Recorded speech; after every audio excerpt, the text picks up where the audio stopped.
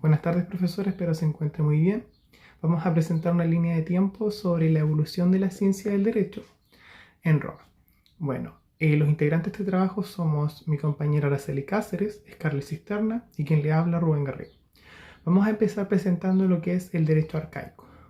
Principalmente el derecho arcaico tiene en consideración que se encuentra la monarquía.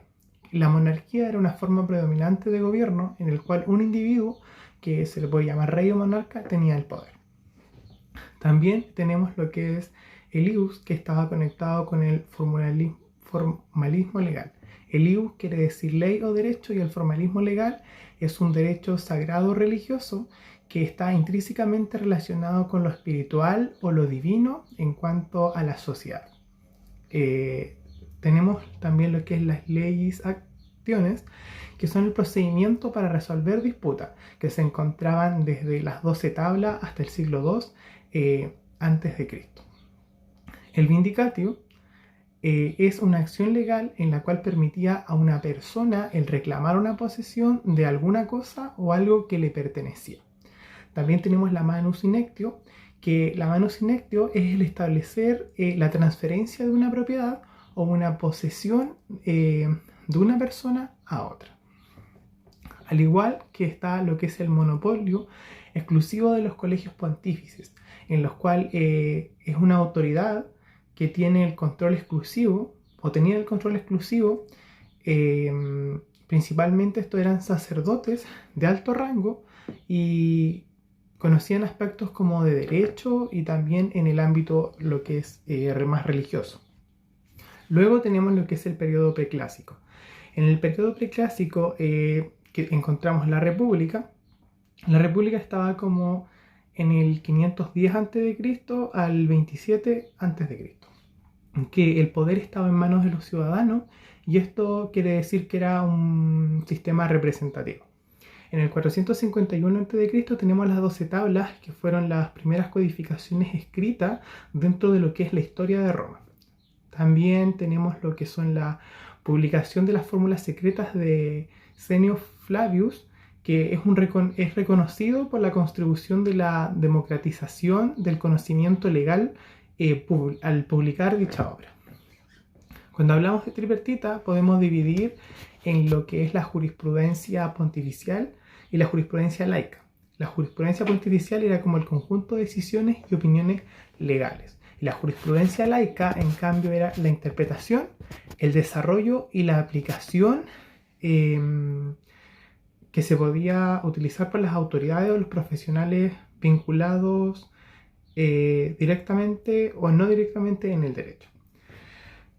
Podemos subdividirla en tres: el cabere, que es prever; el agere, que es actuar; y el respondere, que es responder. Prever es como anticipar posibles situaciones; el agere, que es actuar, es la planificación previa; y el respondere es como la capacidad de resolver o responder adecuadamente. Luego tenemos lo que es el derecho clásico, que es un sistema político y social establecido por Augusto, el primer emperador romano, en el cual tenemos el Principado, que ahí encontramos lo que es la verdadera cientificidad del derecho, que es un tema debatido por juristas en cuanto a la filosofía jurídica. Y también tenemos lo que es el ius publice respondem di ex autoritate principis, que es como el derecho responde públicamente por orden del príncipe. Y también encontramos lo que son la ley de citas. Luego tenemos la etapa del Imperio, que va desde la caída de la República Romana hasta el año 476 después de Cristo. Durante este periodo, el edicto del pretor se estabilizó como fuente del jus civile, manteniendo una distinción clara entre el jus civile y el edicto. La ciencia jurídica se centró en proteger situaciones de hecho a través de acciones otorgadas por el pretor en el procedimiento formulario. Durante este periodo, juristas como Gallo o Ulpiano desempeñaron un papel fundamental en el desarrollo del jus, y el enfoque de la ciencia iure civile se mantuvo en el bien y la equidad para casos particulares. Luego, en la etapa del dominado, Ulpiano trae noticias de una ciencia de lo justo e injusto al definir la jurisprudencia como el conocimiento de las cosas divinas y humanas, la ciencia de lo justo e injusto, atribuyéndole a la ciencia del ejercicio de la prudentia juris la calidad de ciencia práctica, al reconocer que aquella es la ciencia del discernimiento o distinción entre lo justo e injusto. Luego, en el derecho justinianeo, el emperador Justiniano encargó la recopilación y codificación del derecho romano en el Corpus Juris Civiles, el cual unificó el conocimiento legal. En este tiempo, la ciencia jurídica se centró en la protección de situaciones de hecho mediante acciones y en la equidad en la interpretación de la ley. Además, el derecho justinianeo existían las relaciones basadas en las fides. Las fides en sí era una figura jurídica basada en la confianza y la buena fe entre las partes, y esta era propia de la Edad Media, construyendo así el tercer elemento que enriquece la idea científica del derecho.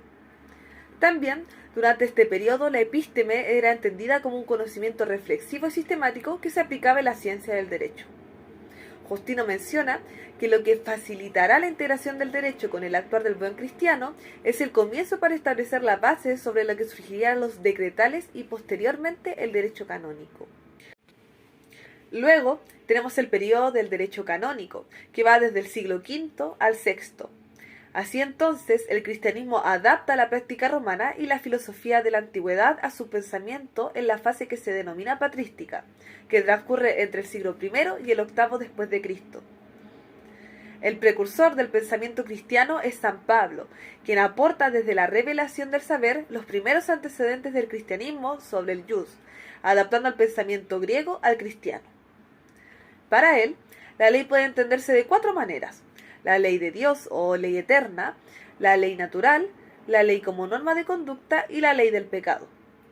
Por lo tanto, San Pablo manifiesta esta generalizada idea de la antigüedad, es decir, que la ley comprendida como universalidad tiene un propósito de fin en la acción humana, coincidiendo con la creencia de la ciencia iure civile romana. La cualidad de la ley natural es que ésta se aplica para todos, siendo universal, lo que permite que se sustente como fundamento de cobertura moral para el jus terrenal. La epísteme fue entendida como ciencia en la Edad Media, referido a la filosofía en que será considerado el derecho, el conocimiento propiamente científico y abarcador del resto de los saberes dentro de ellos. En el Antiguo Testamento le confiere a la ciencia la calidad de don proveniente del Espíritu Santo. La verdad y los misterios revelados son presentados por la fe, y la ciencia nos permite discernir entre la verdad y la falsedad. Asimismo, la fe prohíbe creer aquello que no fuera revelado por Dios, y para hacer este discernimiento es que se nos concede el don de la ciencia. En sí, la idea prevalente durante toda la Edad Media es que la sabiduría es superior a la ciencia, dado que la sabiduría alcanza cosas eternas propias de Dios, y la ciencia abarca lo propio de lo temporal en oposición a lo eterno.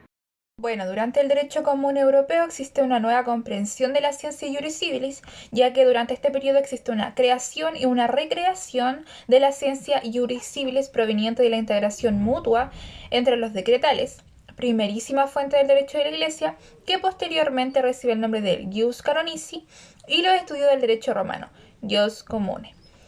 Tal es la complementariedad que existe que las fuentes aluden con frecuencia a la siguiente denominación: utrumque ius, que significa el uno y el otro derecho, para indicar que ambos se refieren a los aspectos de la vida jurídica en el medioevo. Asimismo, la ciencia iuris civile experimentará una profunda transformación en esta época del Bajo Medioevo, en que se recepciona el derecho romano. La ciencia se asociará a un conocimiento adquirido por medio del método, desprendiendo del actuar en el proceso, debido a que el objeto de la ciencia ya no será como la antigüedad clásica griega y romana, la acción del hombre sin que variara al mismo texto del digesto, tornando el objeto de estudio de la ciencia del derecho en un objeto físico, es decir, el texto mismo. La idea del Bajo Medioevo es que la ciencia vive en el texto escrito del corpus juris, especialmente en el digesto, mas no en la virtud prudencial del hombre jurisprudente que escoge la mejor decisión frente a un problema. En consecuencia, su objeto de estudio coincide con su causa. El derecho proviene del texto, el cual se estudia para su comprensión por medio del sijolismo lógico, extrayendo con ello verdades universales aplicables a todas las realidades problemático-jurídicas. Posteriormente, la modernidad surgirá de la escisión entre la fe y la razón, desvinculando el corpus iuris de la razón de su texto y mudándola hacia la naturaleza jurídica no escrita. Ahora bien, en este periodo encontramos el humanismo, donde se sustituyen los textos escritos por el uso de la razón a vida en el hombre. El humanismo, cuyo origen se encuentra en el siglo XIV, marca el fin de la Edad Media y que tendrá por efecto la separación de la ciencia juriscivil de los textos escritos, como ya mencioné anteriormente. Textos escritos como el Corpus Iuris y las Sagradas Escrituras, sustituyéndolos por el uso de la razón a vida con el hombre para la comprensión del derecho. Este nuevo derecho natural se construirá prescindiendo de los fundamentos de los textos escritos mencionados anteriormente, radicando su causa en la razón del hombre y de ahí su nombre. Derecho natural racionalista, que lo encontramos establecido durante los siglos XVII y XVIII. Una frase de Galileo menciona que la razón que orienta la ciencia se representa esta vez como método matemático, que sirve para conocer el derecho por medio de un axioma. También acá encontramos una nueva forma científica del derecho como una teoría escrita por los juristas. Por otro lado, el discernimiento de lo justo o injusto será atribución contenida en la ley. Y ahora bien, pasamos al positivismo. Con el positivismo, la ley, por tanto, se sobrepondrá al derecho natural al confundirse con él, incluso con la potestad de alterar aquello que está fuera de la acción misma del hombre. El derecho se transformará entonces en un asunto de la universalidad o generalidad de la ley y con el devenir de los años y la sistematización del derecho en el siglo XIX se olvidará su fundamento natural. Esta manera de extender el derecho abrirá paso en el siglo XVIII a la teoría de los derechos subjetivos, en tanto los derechos están radicados en la persona. Actuar buenamente conforme a lo justo será entonces ejercer la libre voluntad personal de acuerdo a la ley. En fin, en esta época moderna, que se produce el gran cambio respecto de la ciencia y su objeto de estudio, en el derecho romano se estudia la ciencia de los jurisconsultos, quienes la cultivan y la transmiten. En la modernidad, el principio de la ciencia estará en la ley como manifestación de lo universal y permanente.